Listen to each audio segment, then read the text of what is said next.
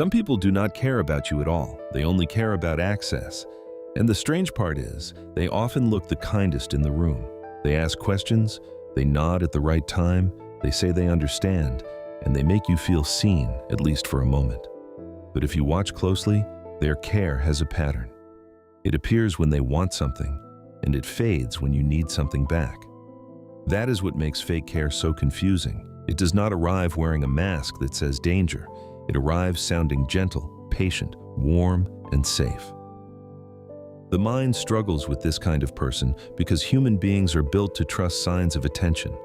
When someone remembers your story, checks on your mood, or notices small details, your brain reads that as connection. It feels real. It feels personal. But attention and care are not the same thing, and some people learn very early that attention can be used like a tool. They discover that if they look concerned, they can get closeness without giving honesty. They can earn trust without earning it. And once you see that pattern, a lot of confusing relationships start to make sense. The first sign is that their care is strongest when you are useful. A person like this might call you every day while they are going through a breakup, losing money, or feeling alone. They tell you that you are the only one who understands them. They say your presence means everything. Then their life becomes stable again, and suddenly the calls stop, the replies get cold, and your pain no longer seems important. This happens because their attachment was not built on mutual concern. It was built on emotional convenience. In psychology, this often connects to self-serving behavior, where another person is valued mostly for what they provide. The relationship feels deep while the need is active, but once the need disappears, so does the performance of care. The second sign is that they know exactly how to sound supportive, but their actions never fully match. They might say, "I'm always here for you," and then vanish when you are in real trouble. They might tell you to be honest with them, but when you finally open up, they change the subject, make it about themselves, or offer shallow comfort that ends the moment the conversation stops being easy. This creates a painful kind of confusion because words are cheap, but the nervous system still reacts to them. Your brain wants to believe the promise, even when your life keeps proving otherwise. That gap between language and action is where fake care survives. It hides in the hope that this time, they will mean it. The third sign is that they study your emotions more than they support them. This is where things start to feel darker. Some people pay very close attention to your fears, your loneliness, your family wounds, and your insecurities, not because they want to help, but because emotional information gives them influence. Imagine telling someone that you are afraid of being abandoned. Later, during conflict, they pull away just enough to make you panic, then return with comfort so you feel relief. Now, they have learned the button and they know exactly when to press it. This is not care. This is emotional mapping. It can happen consciously or unconsciously, but the result is the same. Your inner world becomes something they manage instead of something they honor. The fourth sign is that they are kind in public and careless in private. Around other people, they look incredibly thoughtful. They compliment you, defend you, and act protective. But when nobody is watching, they become dismissive, cold, irritated, or strangely absent. This split matters because some people are not chasing connection. They are chasing an identity. They want to be seen as kind, loyal, or emotionally intelligent. In social psychology, this connects to impression management, where the image of caring becomes more important than the practice of caring. The public version wins because that version gives them social reward. The private version reveals the truth.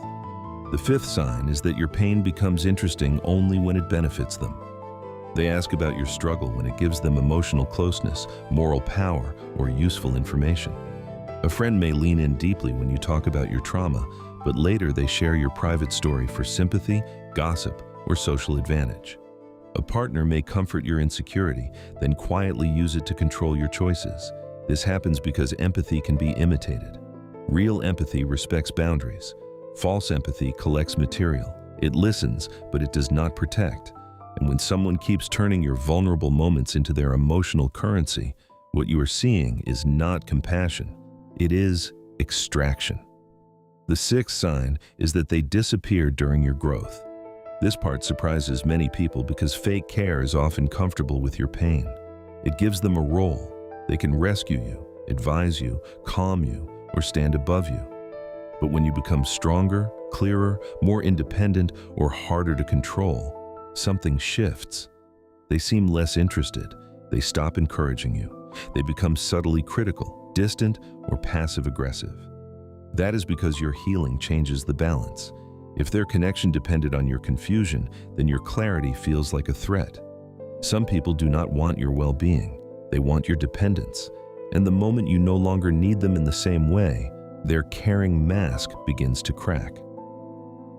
The seventh sign is that they make you feel guilty for noticing the pattern. This is one of the most powerful tricks. When you finally say, "I feel like you are only around when it helps you," they act hurt, shocked, or deeply offended. They remind you of one nice thing they did 3 months ago. They call you unfair. They say you are too sensitive, too guarded, too damaged to trust anyone. Now the focus moves away from their inconsistency and onto your reaction. This is psychologically effective because guilt can silence perception. If you feel bad for questioning them, you are less likely to keep questioning. And once doubt turns inward, manipulation gets easier. The eighth sign is that being around them leaves you emotionally tired, but somehow still hungry for approval. That feeling is important. Healthy care usually brings steadiness. Even in hard moments, it gives your mind some sense of safety. Fake care often does the opposite. It creates little spikes of relief, followed by confusion, distance, and self-doubt. You keep trying to get back to the warm version of them, the attentive version, the version that seemed to truly understand you. This pattern can create something close to an emotional addiction.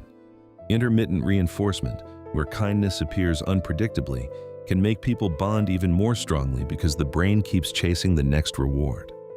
That is why these relationships are so hard to leave. You are not only attached to the person, you are attached to the possibility. The ninth sign is quiet but important. They rarely ask themselves how their behavior affects you. They may say they care. They may even believe it in certain moments. But real care includes reflection. It includes the ability to stop, notice harm, and adjust. A person who pretends to care often stays focused on intention instead of impact. They say, "I didn't mean it like that," as if lack of intention erases damage. But mature empathy does not stop at motive. It moves toward responsibility. If someone repeatedly hurts you, ignores your reality, and still protects their self-image more than your experience, then what they call care may just be comfort with their own innocence. So why do people become like this in the first place? Sometimes the answer is simple selfishness. Sometimes it grows from insecurity, fear of intimacy, childhood environments where love was conditional, or personality traits that make other people feel more like objects than equals. Not everyone who pretends to care is a cold mastermind. Some are deeply fragmented people who learned that looking loving is safer than being honest. But understanding the reason does not change the effect. Whether the performance comes from cruelty, weakness, fear, or habit, it still leaves another human being feeling used. And this is where many people get trapped. They keep searching for proof that the care was real, somewhere underneath all the contradictions. They replay the kind messages, the soft voice, the late-night talks, the moments that felt intimate and true. But a few real moments do not erase a harmful pattern. A person can mean it for a minute and still fail you for a year. A person can feel affection and still use you. Human behavior is messy like that. The question is not whether they ever seem sincere.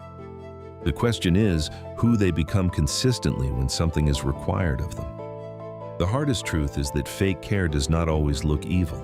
Sometimes it looks wounded. Sometimes it looks charming. Sometimes it looks exactly like the kind of person you were hoping to trust. That is why discernment matters more than intensity. Do not only listen to how deeply someone speaks. Watch how they behave when your needs are inconvenient, when your boundaries are firm, when your success changes the dynamic, and when nobody is there to reward their kindness. Because in the end, people who truly care do not just reach for your heart when it is open. They protect it when it is fragile. And if someone only knows how to hold your pain when it gives them power, then what they offered was never love. It was access.